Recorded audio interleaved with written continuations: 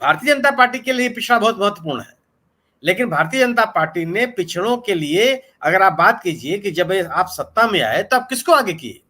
आपने रमन सिंह को आगे किया, आपने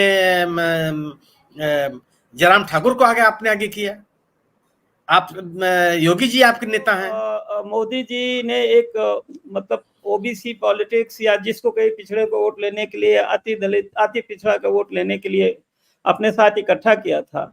अब समाज से इन लोगों पे कैसा प्रेशर पड़ेगा? अगर मंडल कमीशन की जब बात आई तो बीजेपी विश्वनाथ प्रताप सिंह की सरकार का समर्थन कर रही थी, लेकिन जब रिपोर्ट लेकर के आए तो बीजेपी का व्यवहार क्या हो गया? देखिए, भारत में मुख्य तौर पर जो ये पिछड़ों की राजनीति है, जो पिछड़ों के साथ रहा है वही सत्ता में रहा है। या कांग्रेस को आप कह लीजिए, कांग्रेस का एक बहुत बड़ा वोटर बैंक जो है वो पिछड़े मुस्लिम थे, मुसलमानों जो देश में पिछड़ गए थे वो उनके साथ रहे और वो सत्ता में रहे। इसी तरह से बैकवर्ड्स भी बहुत बड़ी संख्या में जिसके साथ रहता है वही सत्ता में रहते हैं। और आप देखिए कि 2014 में जो तस्वीर पेश की गई देश के सामने कि नरेंद्र मोदी न केवल एक विकास का चेहरा है, जिन्होंने गुजरात में विकास किया है तो वो देश का एक विकास करेंगे, बल्कि वो पिछड़ों का एक चेहरा है, चाय वाला है, कॉमन मैन है, जिसको इतनी बड़ी पोजीशन पे एक भविष्य के रूप में देखा जा रहा है। तो उसको अगर उस क्लास का समर्थन मिले, पिछड़ों का समर्थन मिले, तो देश जो है पिछड़ों की रखवाली करेगा, पिछड़ों को उसका हक दिलाएगा। लेकिन 10 साल की, 9.5 साल की कह लीजिए, 10 साल की भारतीय जनता पार्टी की राजनीति में बातें बहुत हुई, काम नहीं हुआ। पिछड़ों को जो अधिकार मिलना चाहिए था, दलितों को जो अधिकार मिलना चाहिए था, दलितों को जो सम्मान मिलना चाहिए था, और मूल बात तो सम्मान की है और एक उनके आत्मविश्वास की है, तो वो आत्मविश्वास कहीं से उनको मिला नहीं, उनको फील नहीं हुआ कि उनकी अपनी सरकार चल रही है। आप देखिए उत्तर प्रदेश में कि 2017 में जब चुनाव हुआ, योगी आदित्यनाथ की सरकार में पिछड़ों की राजनीति करने वाले राजभर बड़े दमखम के साथ शामिल हुए। अनुप्रिया पटेल शामिल हुई। अनुप्रिया पटेल तो जो है एक बड़ा चेहरा थी कि भाई पिछड़ों का नेता है और प्रधानमंत्री मोदी के कंस्टिट्यूंसी को उनको बहुत एड्रेस करती है, वहां पर उनका जीतना बहुत जरूरी है। तो आप देखिए कि पिछड़े जब तक साथ नहीं रहे तब तक भारतीय जनता पार्टी को विजय नहीं मिली। तो पिछड़ों का साथ तो हमेशा महत्वपूर्ण है। अब पिछड़ों को आप हिंदुत्व के फ्लेवर डाल के उनको अपने साथ रख लीजिए तो आपके साथ है, और नहीं तो अब ये पिछड़ा स्वाभिमान जो है वो जगा चुका है, नीतीश कुमार जो जगा चुके हैं, और पिछड़ों का स्वाभिमान जाग गया है। ये आंकड़े जो आए हैं, और इसके बाद सबसे बड़ी चुनौती पेश होने वाली है कि नीतीश कुमार अगर इन आंकड़ों के आधार पर अगले 2-4 महीने 5 महीने में कोई बड़ा फैसला ले लेते हैं, कुछ बड़ा अनाउंसमेंट कर देते हैं, तब भारतीय जनता पार्टी के लिए और मुश्किल हो जाएगा। तो उनके पास, आपने पूछा कि विकल्प क्या है, उनके पास विकल्प वही है जो आज कांग्रेस कर रही है, क्योंकि कांग्रेस ने अपना भूल सुधार किया। राहुल गांधी की पार्टी कांग्रेस कभी भी, वो मैं जानता हूं कि और सभी लोग जानते हैं कि वो सभी समाज की वकालत करते रहे हैं, वो अगड़ों पिछड़ों में नहीं बांटते रहे हैं। लेकिन अब उनको लगा कि नीचे से दबाव है, जन दबाव है, जनता में ये सोच है कि उनको उनका अधिकार नहीं मिल रहा है, तो उन्होंने अपनी राजनीति बदली। तो ये भी देर सवेर इनको अभी लग रहा है कि ये इस तरह से टाल सकते हैं, ये मीडिया मैनेज करके टाल सकते हैं, ये नीतीश कुमार के आंकड़े को गलत साबित करके टाल सकते हैं। तो इस तरह से टालने की कोशिश कर रहे हैं, लेकिन ये जमीन की सच्चाई है, ये आम लोगों की भावना है, ये दलितों, पिछड़ों, बैकवर्ड, मोस्ट बैकवर्ड क्लास और मुसलमानों का भी क्लासिफिकेशन नीतीश कुमार बिहार में हुआ है कि कौन सा अगड़ा मुसलमान, कौन सा पिछड़ा मुसलमान। तो ये जो आंकड़े आ गए हैं, ये एक आईने की तरह है जो पूरे देश को दिख रहा है, और इस आईने में पूरा देश अपने आप को देखना चाहता है कि कौन कहाँ खड़ा है। और जब तक ये भावना रहेगी, इस भावना को तोड़ने के लिए या तो वो डाइवर्ट करें, या तो फिर एक जैसा पुलवामा के बाद एक कांड हुआ था कि भाई पाकिस्तान के ऊपर हमला हुआ और एक अलग जन भावना बन गई। तो भारतीय जनता पार्टी ट्रिक कर सकती है, कुछ एकदम से कुछ ऐसा अनप्रेसिडेंटेड इश्यूज लेके सामने आ जाए और वो उस पर एक मोबिलाइज हो जाए, उस पर जनता घूम जाए। लेकिन मुझे लगता है हिंदुत्व की धार अब कुंद हो चुकी है। अब हिंदू समाज या मुस्लिम समाज ये जान चुका है, अपनी असलियत जान चुका है, वो ये जान चुका है कि सत्ता में उसकी कितनी भागीदारी है, समाज में उनका कितना सम्मान है, और किस तरह से उनको अधिकारी वर्ग में, कर्मचारी वर्ग में उनको भागीदारी मिल रही। तो ये सवाल अब 2024 के लिए बहुत ही प्रमुख हो गया है और तमाम विपक्ष के नेता नहीं, आप देखिए कि जो एनडीए के घटक दल हैं वो कैसी कैसी बातें कर रहे हैं। अनुप्रिया पटेल ने साफ तौर पर इस रिपोर्ट के आ जाने के बाद कहा कि मैं हमेशा से इसकी प्रबल समर्थक रही हूं, ये वक्त की सच्चाई है। ओम प्रकाश राजभर क्या कह रहे हैं, वो झुठला रहे हैं नीतीश कुमार की रिपोर्ट को, लेकिन वो क्या कहते रहे हैं, तो जो इसके खिलाफ में बोलेगा उसकी राजनीति खराब होगी, उसकी राजनीतिक छवि खराब होगी। पिछड़ों का ये हक जो दिलाएगा वही देश पर राज करेगा। ये अब माने तब माने या इसको लेकर कैसे भी ये मानना पड़ेगा। ये जो कहते थे ना काशीराम कि उसको पलट के रखूंगा, ये वक्त जो है ये पलटने वाला वक्त आ गया है। ये कलम ऊपर से नीचे होने वाला है। ये अब इतने सालों बाद ये जो बड़े लोग होते हैं ना, एक भविष्य को देख के चले जाते हैं, चाहे अंबेडकर हो, चाहे कांसीराम हो, चाहे वीपी सिंह की बात हो रही है, चाहे नीतीश कुमार, चूंकि समाजवादी विचारधारा से रहे। हालांकि मैं एक बात और कह दूं कि नीतीश कुमार ने ये जो गेम प्लान किया है उसके पीछे राजनीति भी है।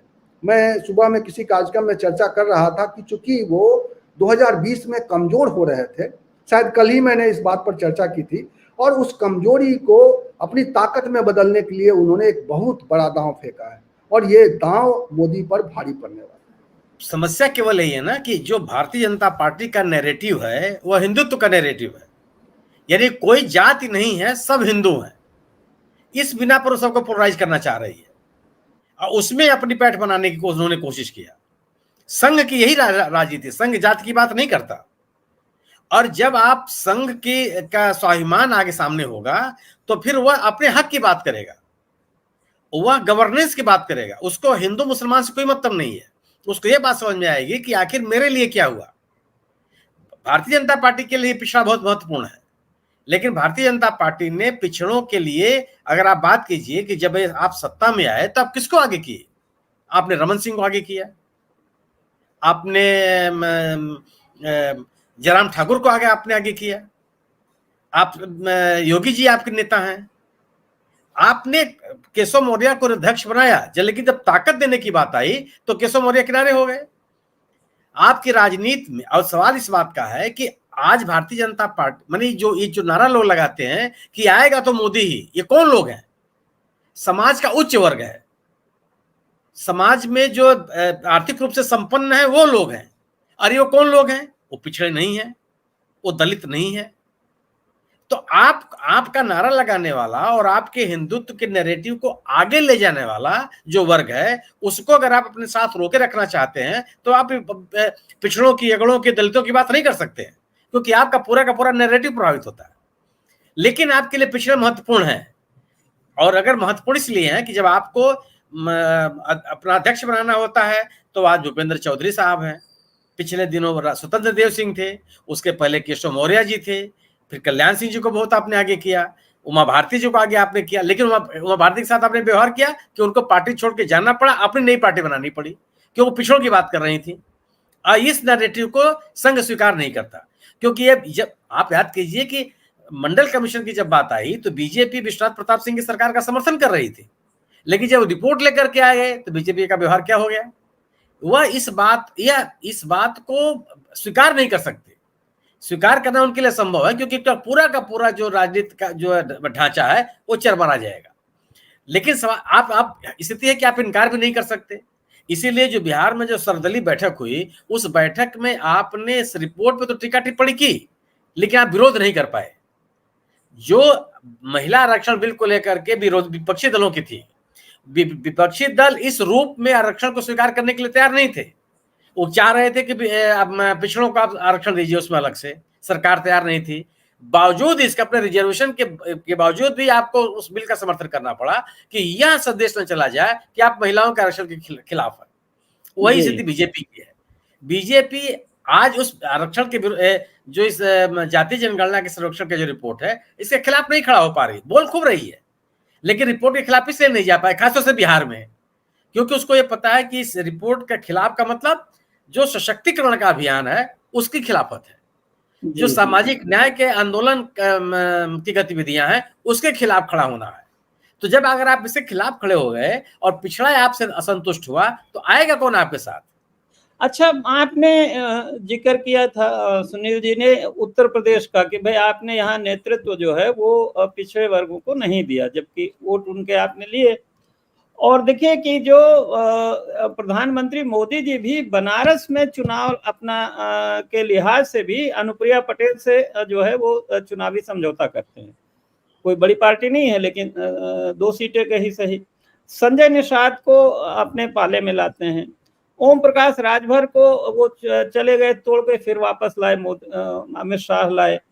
और इसी तरह एक महान दल है मेरे ख्याल से, वो भी अब इन्हीं की तरफ झुक रहा है।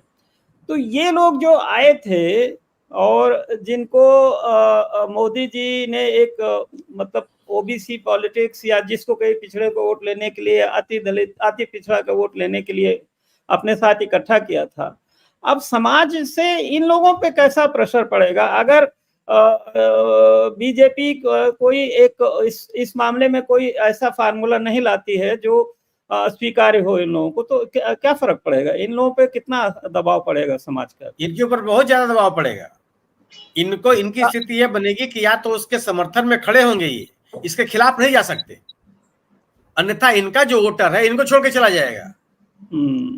अगर आप पिछड़ों की, आप राजभर का नेतृत्व कर रहे हैं, तो राजभर आपके साथ क्यों है कि उसके पिछड़ेपन को आप दूर करेंगे, उसके राजनीतिक प्रतिनिधित्व को आप बढ़ाएंगे, उसकी आर्थिक गतिविधियों को आप बढ़ाएंगे, उसको आरक्षण का लाभ आप दिलवाएंगे। और अगर आप इस अभियान में शामिल नहीं होंगे तो आपका समर्थक छोड़ करके उन ताकतों के साथ चला जाएगा जो उनके हित की बात कर रहा है।